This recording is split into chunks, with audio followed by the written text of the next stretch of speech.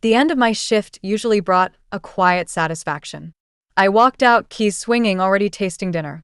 Halfway across the lot, something felt wrong. My steps slowed, then stopped. My parking space, my dependable escape from work, was bare. My 2024 Corolla, fully paid off just 2 weeks earlier, had vanished as if lifted into the sky. No shattered glass, no skid marks, no alarm. Just a rectangle of untouched asphalt mocking me. Coworkers strolled past, talking about vacations and promotions, unaware that my weekend had just evaporated. My fingers trembled as I called the police. Yet beneath the panic, a strange certainty grew. Cars don't disappear without a trace. Someone knew what they were doing. Someone had planned this. The dispatcher answered with the calmness of someone handling a routine grocery order, not a stolen vehicle. I explained everything, expecting urgency, maybe sympathy. Instead, she asked for the plate number, then went silent for too long. A muffled conversation echoed behind her, followed by a subtle sigh. She returned with a question that chilled me. Does anyone in your family have access to the car? Family. Not thieves. Not strangers. Family. The word hit harder than the crime. She advised me to go home and wait for an officer there. Not at work. Not where the car vanished. At home. Instructions that felt rehearsed. The call didn't solve anything. It opened a door I didn't know existed, and something was waiting behind it. When I pulled into my driveway, my neighbor waved me over. He was retired, bored, and always watching. That day, his curiosity was useful. Your brother was here earlier, he said, pointing to the street. My heart sank before he finished. He was with 2 guys and a tow truck. Told them you co-owned the car. Signed something. They left with it. My pulse thudded in my ears. My brother, who owed me money and vanished whenever responsibility appeared, had suddenly found confidence. My neighbor shrugged like it was none of his business. But it was all mine now, my car, my name, my mess. I stood frozen, replaying every conversation with my brother, realizing none of them were innocent.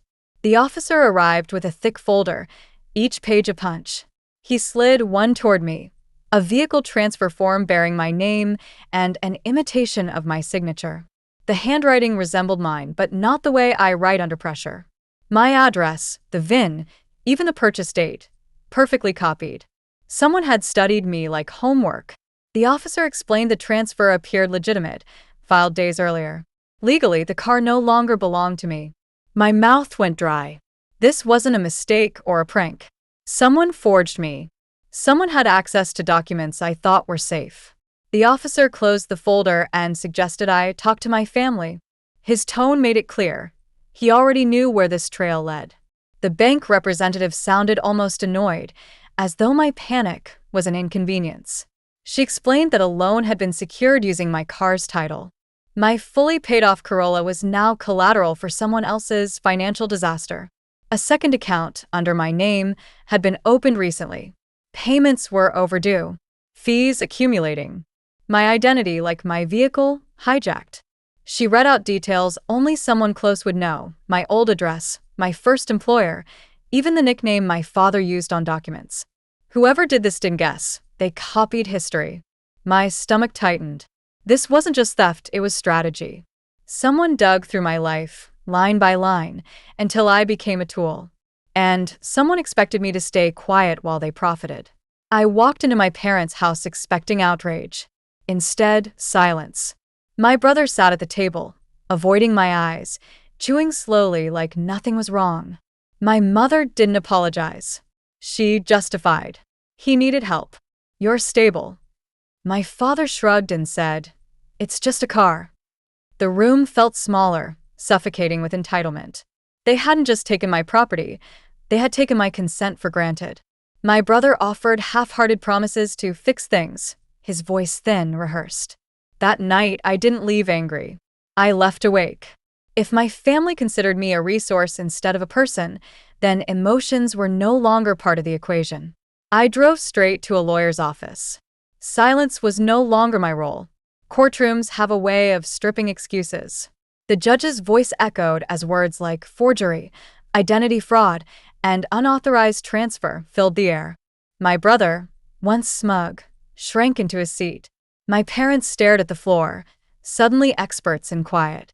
My lawyer presented every document, every signature comparison, every bank statement. The evidence didn't scream, it cut. The verdict was swift. My brother was held liable, ordered to repay damages and return what remained of the car. When it arrived, dented and stripped of parts, it barely resembled the vehicle I had once celebrated.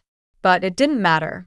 The courtroom gave me something worth far more than a new bumper, proof that I wasn't the family's doormat anymore. Weeks later, I returned to the parking lot. The space where my Corolla once sat looked ordinary, but now it felt like a turning point. I stood there, realizing the car had been a symbol of something bigger, independence I didn't know I needed to defend. Losing it forced me to confront a truth I had avoided. My family counted on my silence more than my support. I didn't just reclaim a vehicle. I reclaimed boundaries. The asphalt hadn't changed, but I had. The empty spot no longer represented loss. It marked the start of the day I stopped being convenient. They stole a car. I recovered myself. And I'll never let anyone tow my life without a fight again.